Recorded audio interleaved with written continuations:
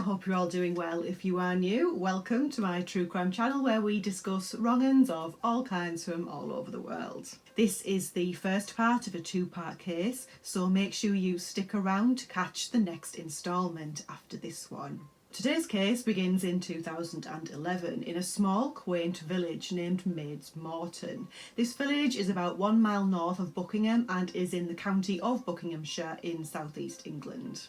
There lives a well-loved, very intelligent and interesting man in his mid-60s named Peter Farquhar. Born in Edinburgh on the 3rd of January 1946, Peter was the son of a GP and the first of 2 children, with his brother Ian coming along a few years later.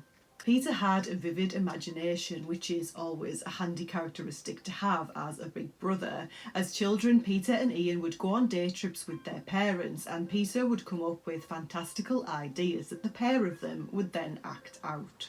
If the children were at the seaside, then they would be pirates hunting for treasure, and they had an awful lot of fun together. Peter would write plays, giving his little brother a part in them too, and the pair would act them out to entertain themselves.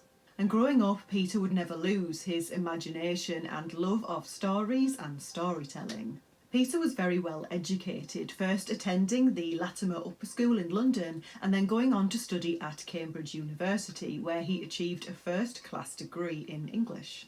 Peter had always wanted to be a teacher, and so as soon as he got the relevant qualifications, he immediately applied for and got a job as an English teacher at Manchester Grammar School in 1970. This was a very impressive first teaching job to get.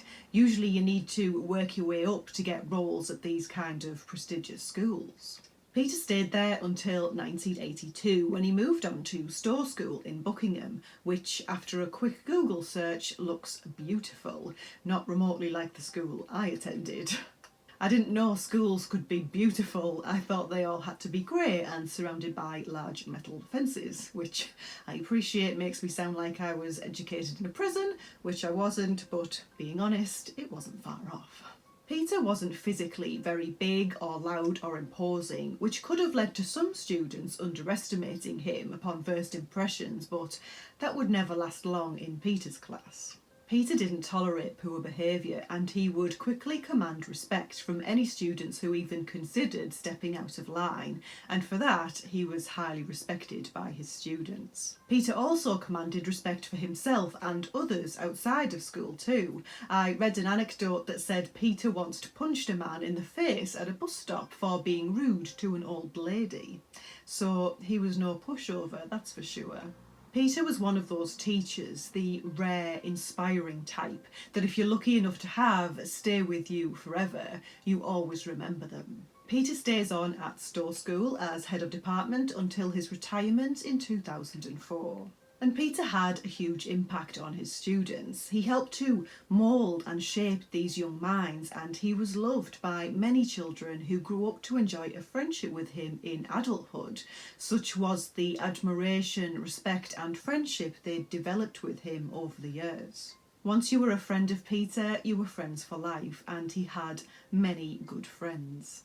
Loving his profession as he did, once Peter retired, he didn't stay away from his passion for long. I can imagine an intelligent mind like his couldn't go along without having some sort of distraction, and that distraction came in the form of an occasional lecturing spot at Buckingham University in 2007.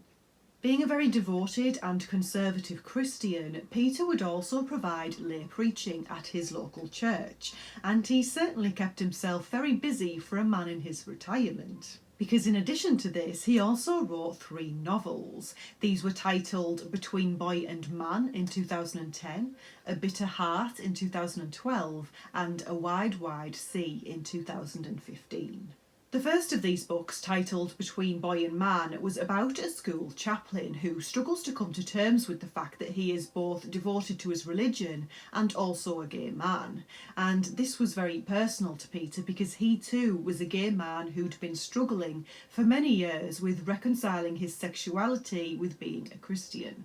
Peter was raised to believe that the two were entirely incompatible. They simply could not mix, and he found that very difficult, and as a result he sought therapy. And this was valuable to Peter. The more he discussed being gay and a Christian, the more he started to feel comfortable about both of these things being a part of who he was, and he was finally learning to accept it. Everyone else in Peter's life accepted who he was, and now he was starting to accept himself too. Peter even started to think that perhaps he might be open to having a relationship with someone in the future. Peter had remained celibate his entire life, such was his inner conflict, and so he chose to live with his mother at their home at 3 Manor Park, Maids Morton, until 2002 when she died. And when she passed, that meant that Peter was living alone and was becoming very lonely. It was a relationship that Peter craved, and now that he was starting to come to terms with who he was, he wanted to live out his retirement with a companion, and that was very much on his mind. He said he felt like he had an emotional black hole that he was desperate to fill. The reason we know all of this in such detail is because from the age of 44, Peter had committed himself to journal writing and would make entries in his journal most days, writing down his innermost thoughts and feelings. Peter was a writer at heart, after all. And in April 2011, in his diary, 65-year-old Peter documents his taking on a new group of students at Buckingham University. He writes about his first lecture session with them, teaching a romantic poets course. He writes that the class are pretty unresponsive, which is normal for a first class with a new teacher, but he also mentions that there was one, quote, very enthusiastic lad there named Ben Field. He describes him as a delightful young man. To anyone who knew Ben in 2011, they would likely agree with that description. Benjamin Luke Field, born on the 27th of October 1990, was the son of Ian Field, a Baptist minister, and his mother Beverly, a former Liberal Democrat councillor, and he was older brother to Tom. It's said by their neighbours that Ben's parents, Ian and Beverly, were popular and the backbone of the community. And in April 2011, Ben was now aged 20 and an English undergraduate at the University of Buckingham, and that's where Ben meets Peter Farquhar, his university lecturer. The two hit it off very well. They have an intellect that bounces off one another very easily, and after some time, Ben goes to Peter's home for dinner and they spend the evening discussing literature, which for Peter was an evening very well spent. In his diary, Peter writes that for a 20-year-old, Ben is surprisingly thoughtful for his age. He finds intellect and charm in Ben and enjoys his company very much. He knows that Ben wants to visit again soon, and Peter very much hopes that he will. And the two spend more time together talking poetry, art and literature. Peter also discovers that he and Ben share the same faith. Ben one day hopes to be ordained and become an Anglican vicar, which delights Peter. Not only does he like this young man very much, but they are both Christians, and Peter's faith means a lot to him. Their friendship develops, and Peter is so taken by Ben that he ends up giving Ben a key to his house. He's just so grateful that Ben has come into his life. Some time passes, and in November 2013, Ben needs somewhere to stay to finish his university thesis, and Peter invites Ben to move in with him at his home at 3 Manor Park, Maids Morton. And their friendship then becomes a relationship. Peter so craved a companion, someone that he could be close to for the first time in his life, and he wrote in his diary that Ben was a gift from God. He wrote, quote, "It is one of the happiest moments of my life. Gone are the fears of dying alone." This young, handsome man entering Peter's lonely life and sharing all of the same interests as him meant Peter fell head over heels. This was his first love, one he feared he may never have. He said Ben loving him was a miracle. A little more time passes, and on the 3rd of January 2014, Peter's 68th birthday, Ben formally asks Peter if they can be, in Ben's words, betrothed. He hands Peter a jet and mother-of-pearl knife in place of an engagement ring. I guess it must have been something sentimental between the two. It must have had some significance. Anyway, Peter accepts, and they have a betrothal ceremony at St Mary's Church in Hampstead, and Peter describes it as one of the happiest days of his life. But Peter's happiness is short-lived as he succumbs to ill health. He becomes very confused and frail. His mind gives way on him, and whilst at home alone, Peter is drinking. He drinks too much for his frail body to handle, and on the 26th of October 2015, his body is found by his cleaner next to a half-empty bottle of whiskey. This was a tragic loss of a well-loved and fascinating man, and his loss was one that a lot of people felt very deeply. A coroner certifies Peter Farquhar's cause of death as acute alcohol intoxication, and Ben delivers Peter's eulogy at the funeral. Now we're going to leave Peter's story there for a moment and move ahead 2 years to February 2017, where in a hospital in Buckingham, the same area as where Peter lived, an 83-year-old woman named Anne Moore Martin is in hospital. Anne has recently become very ill and suffered an unexplained seizure. Thankfully she survives, but when her niece Anne-Marie comes to visit, Anne tells Anne-Marie a story that takes her niece by surprise. Anne tells Anne-Marie of her true love, a man who she's been in a relationship with since June 2015. This man is the love of her life, who cured her of her desperate loneliness and is everything she ever wanted in a companion. They have all of the same interests and they even share the same faith. This man's name is Ben Field. Anne Moore Martin was a former model who then went on to enjoy a good career as a head teacher until her retirement. Anne was a devout Catholic who regularly attended church, and it was no doubt her faith which helped her when she was diagnosed with and ultimately survived a cancer diagnosis. Anne also had 2 brain conditions, but it's said that you wouldn't necessarily know because she was still, even in her 80s, a woman who was bright and articulate with a sharp intellect. Anne lived at 6 Manor Park in Maids Morton with her mother, whom she cared for until her death in 2003. She was described as a loving and kind lady who, after the death of her mother, became desperately lonely. She craved a companion. And that's when she met Ben Field. It's mid-June 2015 and she's introduced to Ben by Peter Farquhar. And if you've got a good memory, you may remember I gave Peter's address as 3 Manor Park, meaning he lived just 3 doors down from Anne, who lived at number 6. Even though Ben is in his 20s and Anne in her 80s, Ben pursues Anne. He sees her loneliness and her craving for a companion, and he steps forward to become precisely that, completely unbeknown to Peter Farquhar. Just 4 months before Peter would pass away, Ben starts to work his charms on Anne just like he did Peter. He takes on her interests as his own. He sends her cards and gifts and showers her with attention. Anne is incredibly flattered by this, and if she had any concerns at all about getting involved with a man decades younger than her, this is quashed when Ben suggests she watch a film featuring an older woman in a relationship with a younger man. I guess this was his way of showing Anne that this can and does happen, and those involved can make it work. And in November 2015, just 1 month after Peter has died, Anne and Ben commence a full relationship.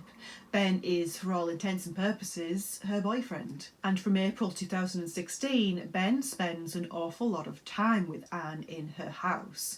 Peter, likely a distant memory by this point, I'm sure. And Anne is completely smitten with Ben. Just like Peter, she's absolutely taken with this young man, and much like Peter, as a person so committed to her faith, it's a joy to have someone around who is equally as committed to their faith. Ben writes Anne love letters, telling her how much he enjoys being with her. He frames a picture of himself for Anne and writes the words, "I am always with you," underneath, as though he's God, and Anne keeps it in pride of place on her dressing table. Anne adored Ben, and Ben told Anne that he felt the same way. Ben would go off from time to time for a couple of days here and there, and when he did, he would leave a hand counter with Anne, which is just a small device where every time you click it, the number rises, and Ben told Anne that every time she thinks of him whilst he's away, she should press the button on her counter. When she missed him, she would write him little notes, telling him that her counter was being very well used. She thought of him so often. Like I say, Anne is smitten. And then in March 2017, Anne takes ill. She suffers from an unexplained seizure and ends up in hospital, and as we know, that's when her niece Anne-Marie finds out about Ben. I think Anne-Marie already knew about Ben, but she maybe didn't realise just how close they were. Anne-Marie is concerned about this boyfriend of Anne's, especially when Anne tells her about how God has been leaving messages on her mirror. Later, Anne-Marie goes to Anne's house to collect some things, and Ben is there. He's acting quite strange, and between this and the supposed messages from God on the mirrors that Anne has told her about, Anne-Marie calls the police, worried that her aunt has got herself into a situation that she can't get out of. And so the police begin to investigate, and no one could ever have predicted what they would uncover. And let me tell you, when you think you've heard the worst of it, you haven't.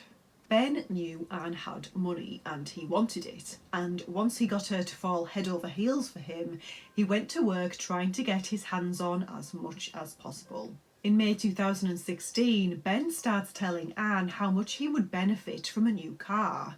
He works at a care home for people with dementia, and so it would help to be able to get to and from there, etc. And Anne, being the giving and charitable lady that she is, hands over £4,400 for Ben to get a new car. And not long after, Ben turns up in his new car to visit Anne. He shows it off and tells Anne how pleased he is with it, and she's over the moon to know that she's made him happy. Ben then drives the car from Anne's house back to the rental company where he's rented the car from for the day. Ben never bought a car. He pocketed Anne's money and rented one for the day to fool her. Ben, in actual fact, already owned a car. And Ben doesn't stop there. In August of 2016, he tells Anne that his brother Tom is desperately ill with a kidney condition and that he urgently needs a dialysis machine. He tells Anne that his family can foot some of the bill, but that it isn't enough and he needs someone to cover off the rest. And that someone was Anne, who agrees to pay the remainder to save Tom's life. Ben rings Anne's bank himself and hands the phone over to Anne, who then instructs them to liquidate a portion of her assets. Ben watches over Anne as she transfers just under £27,000 to Ben in order to help his desperately ill younger brother. Before Anne hangs up, she says to the bank clerk, "In life, one must not be selfish and keep everything to yourself." You've probably guessed by now, given his previous behaviour, that Ben's brother wasn't ill. He was fine, but Ben was now £27,000 richer. And Ben just becomes even more vile. So Ben wanted some insurance, shall we say, in case Anne ever stopped handing over cash when he wanted it. And without going into too much detail, Anne and Ben were having a relationship in the fullest sense. And Ben took photos of Anne during very private moments, and he took those photos to use as blackmail should he ever need them. Anne, of course, had no idea he was doing this. He violated a woman in her 80s in order to potentially blackmail her at a later date. Then, in September 2016, Ben's behaviour moves into an even more manipulative phase, and he starts a gaslighting campaign against Anne. Gaslighting, if you don't know, comes from a play named Gaslight, which is about a murderous husband who slowly convinces his wife that she's going insane. So that's what it is really in its most condensed description. It's slowly saying things and doing things to make a person question their sanity. And this is what Ben starts to inflict on 83-year-old Anne. Knowing how devoted Anne is to her faith, Ben starts to leave messages around the house, specifically on the mirrors. These messages are addressed directly to Anne, and Ben tells her they're written by God. He tells Anne that God is writing him messages too, and he reinforces this so strongly to Anne that she begins to believe him. But these messages have a particular purpose. They're designed to convince Anne to change her will and leave her house at 6 Manor Park not to her beloved niece Anne-Marie, but to Ben. The messages start quite vague, quite subtle, dancing around the subject, and then they become much more direct and forceful. One message reads, "Leave this house to him and he will give the house to her. Do not leave it to Anne-Marie." He's trying to tell her there that if she leaves the house to Ben, he'll be the one to pass it over to her niece. He even goes as far as to fake a letter from Anne's solicitor, basically approving of Ben receiving the house in order to then hand it over to Anne-Marie. And Ben's plan begins to work. Anne believes that God is communicating with her. She believes that Ben has her best interests at heart because God told her so. And in October 2016, she calls her solicitor to begin the process of changing her will. But here Ben experiences a major obstacle in the form of Anne's solicitor, a lady named Diana Davis, who sees Ben's name as Anne's new potential beneficiary and becomes suspicious. The reason Diana knows Ben's name is because it just so happens Diana changed another man's will 2 years before, and that man was Peter Farquhar, and the name of the new beneficiary appearing next to all of Peter's assets was Ben Field. Diana knows she needs to warn Anne that Ben may not be all he seems, but she can't, because the information on Peter's will is legally privileged information. She can't just tell Anne what's written in another client's last will and testament. But that doesn't stop the tenacious Diana. She seeks advice as to how she can get around this and get this important information to Anne before she loses everything to a potential charlatan. The only way for Diana to get around this is for her to approach Ben and get his permission to tell Anne. Now this sounds like a dead end. Surely there's no way that Ben will allow that, but he can't really refuse because that will make him look even more dodgy. So through gritted teeth, Ben gives permission for Diana to tell Anne that Peter Farquhar very recently changed his will to make Ben the main beneficiary. Now, you may think that Diana saves the day just in time, and she kind of does. She manages to convince Anne not to change her will. But the will of Ben Field is far stronger, and he gets to work on Anne again. The notes from God left on mirrors around the house start up again, and they're even more forceful this time. Ben writes many more love notes to Anne, pledging his undying love.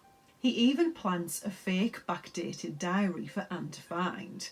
In it he writes how he wouldn't survive if she died and left him with nothing, and if she didn't leave him her home in his will, he'd have nowhere to go, and so he would take his own life. All lies, of course, just more forceful coercion and gaslighting there from Ben. And on the 22nd of December 2016, Anne relents. And even though she doesn't feel totally comfortable doing this because it feels like she's being forced into it a bit, Anne changes her will and makes Ben the main beneficiary of her estate. He's won. And it's just a few months after this that Anne suffers her unexplained seizure and ends up in hospital. Now, if you remember, it's a day later that Anne-Marie goes to Anne's home and finds Ben there. The reason Ben looked strange to Anne-Marie is because he was over there hiding evidence, hence why he looked really strange and guilty when Anne-Marie turned up. Ben was hiding anything that may look suspicious, the notes on the mirror, the backdated diary, and so on. And it's at this point, as we know, Anne-Marie calls the police, and everything that this man has done comes to light. The police have to tell a heartbroken Anne that she's been utterly used, duped, and violated. Of course, Anne changes her will back to how it was originally, but the damage has already been done. Realising what's happened to her, Anne is devastated. She's embarrassed that someone could swindle her like this. Anne-Marie said that her aunt never truly recovered from the betrayal she'd experienced, and just 2 months later, a heartbroken Anne Moore Martin died of natural causes. Ben may not have got his hands on Anne's wealth, but he took so much more than that from a lonely and vulnerable woman. But believe it or not, this case doesn't end here, because the police now have their focus fixed firmly on Ben Field.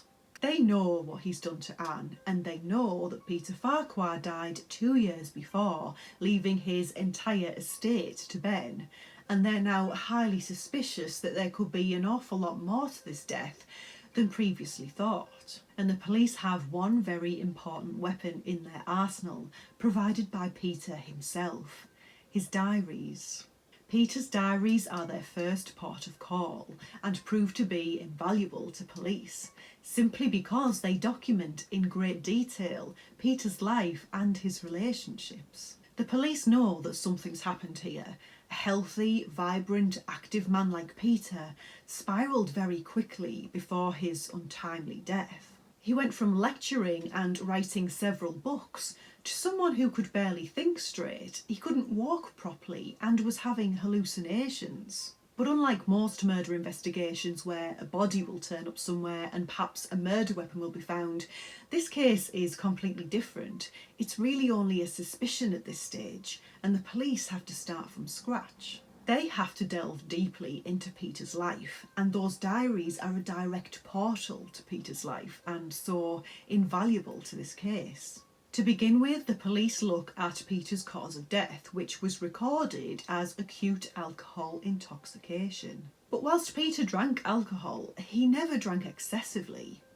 Bearing in mind Peter's friends were friends for life, they'd known him for decades, and they tell police that Peter had kept bottles of wine in his garage for years, and that simply isn't something that an alcoholic would do. Not to mention Peter's brother Ian, who, aside from what Ben had told him during the run-up to Peter's death, had never ever known Peter to drink heavily. So the question is, was it really alcohol consumption that killed Peter? The police use this as a starting point, and they take samples from the whiskey bottle that was found next to Peter. There's only one person's DNA found on that bottle, and it wasn't Peter's, it was Ben's. The police then start to look at what Ben was up to whilst he was betrothed to Peter, and they discovered that Ben was actually also seeing at least 3 other people. They even find a girlfriend who's been with Ben for 5 years and is totally in shock to discover that she hasn't been the only person in his life. As far as she was aware, up until this point, Ben was the perfect man and is in total shock that he's being investigated. Ben's girlfriend Lara, who is of a similar age to Ben, by the way, described Ben as being the type to look out for people because of his upbringing. Given that his father was a vicar and his mother worked in the community, this caring nature was something that was passed down to him too. She said he loved reading books and poetry, and that he often wrote and performed raps, which she would cringe at. I can imagine that was pretty cringe. An English middle-class white boy rapping never usually goes well. Is that fair to say? Sorry if that offends any English white middle-class rappers that may be listening. My apologies. Lara knew of Peter Farquhar, but she only knew that he was Ben's friend, nothing more than that. She said whilst Ben lived there, she never actually went to Peter's house because of his religion.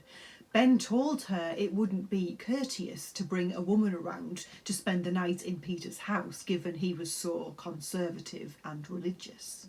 Lara said Ben was a very supportive boyfriend. He made her feel good about herself. For the first time, she felt pretty and special, and that's what made her fall for him, because she'd never felt that way about herself before. Lara had nothing to offer Ben in terms of finances, so he wasn't with her for that. This seems to be the only remotely genuine relationship Ben was having of the 4 he was involved in at the time.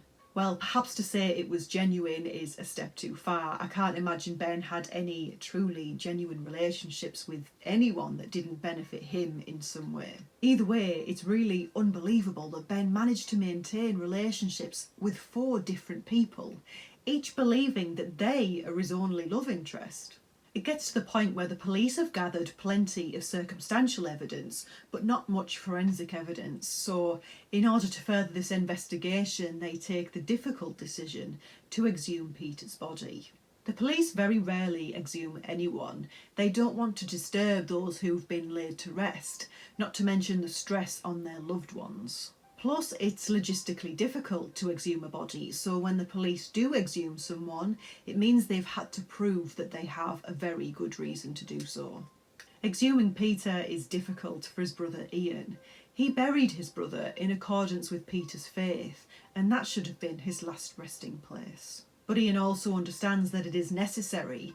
If someone did murder Peter, then the truth needs to come out. So after the exhumation and examination, police received samples of Peter's fingernails, hair and liver. And unbelievably, 18 months after his death, Peter's stomach contents are still available, and the samples from that tell police conclusively that what Peter drank that night was not sufficient to kill him. It had to have been something else. This is hugely significant for the police. They've had to conduct an awful lot of this investigation without Ben suspecting they're onto him, so that he doesn't try to do a runner or start disposing of any evidence he may have. They have, however, been monitoring him the entire time. Ben has bought his own flat by this point, using the proceeds from the sale of Peter's house. So now, after the exhumation, they have sufficient evidence to at least be able to make an arrest. And they do. On the 16th of January 2018 at 6:20 a.m, the police arrived to arrest Ben for the attempted murder of Anne, the murder of Peter, plus fraud and robbery. And when they get there, they break the door down, but they quickly realise that Ben's disappeared. Ben has jumped out of his bedroom window and ran to an outbuilding and locked the door. The officers go straight to the outbuilding and arrest him. I've got no idea where he thought he was going when he ran to that outbuilding, as if the police would think, oh, he's locked himself in a shed. Sheds are well known for being impenetrable. We'd better just leave, guys. We're never getting in there. Once they've got Ben back to the station, the police know to enter into this interview prepared. They know Ben Field is highly intelligent and highly manipulative, and Ben doesn't look fazed at all. This man is clearly incredibly confident that he isn't spending one day in prison for any of these crimes. But what police are about to discover inside his flat shows the inner workings of Ben Field's mind, and it is disturbing to say the least. And this is where I leave you. This is part 1 of this case, so please do tune in for part 2, where we find out what happened next in this terrible case, and it gets an awful lot worse, let me tell you. Don't forget to make sure you subscribe to catch the next video. Take care, and I will see you very soon.